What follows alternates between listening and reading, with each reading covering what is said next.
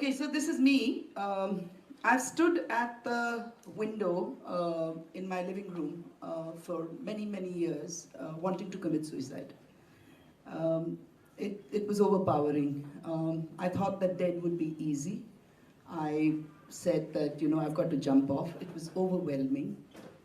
Now, when I look at my life, I've had a very decent, good life, middle class background, a great partner, a great kid, good parents, a decent career in what I love to do, which is making movies.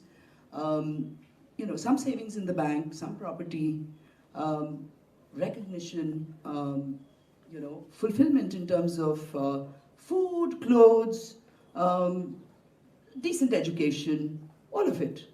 So, what was it that was lacking? Travel, vacations? Of course, I had all of that. I mean, I would travel like 3 times, 4 times a year, go around, everything. Just the perfect life, right? But then why persistently that I wanted to commit suicide was something that I asked myself all the time. It was an overwhelming thing. I couldn't wake up in the mornings. I would push myself to say, you know what, I've got to get up, I've got to do something. It was horrible, but I would go through the day. I tried a lot of things, I sought help. So I went to therapists, that ticked. I took medicines, ticked. I did yoga, ticked. Walking, ticked. Exercising, ticked. Somebody said, you need to breathe in like this, you need to breathe out like that, ticked. Somebody said, drink less.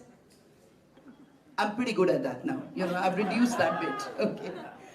Somebody said, eat right. Almost. Now you can see my size, so just I've lost a little bit of weight, which gives me a lot of pleasure.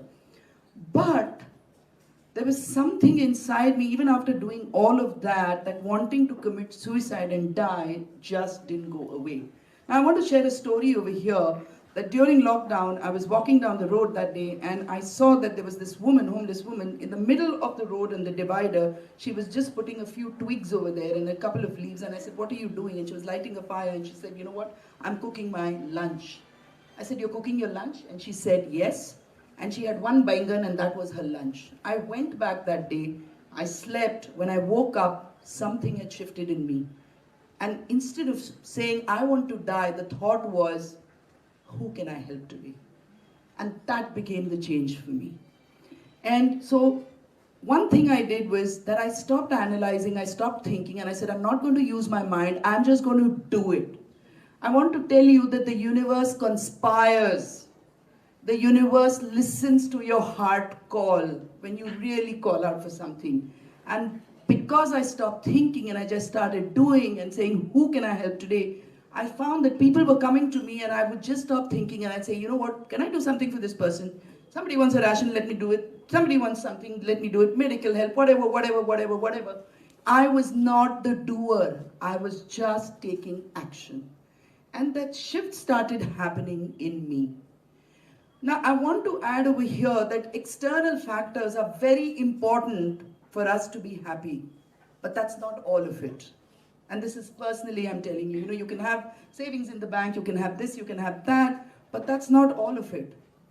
So, what I found was that something had shifted, and I found that I was happier, I was sleeping a little better, I was waking up to hope, I was thinking less, I was doing more, and every day this wanting to do something for somebody was giving me an impetus to move on and to go on in life.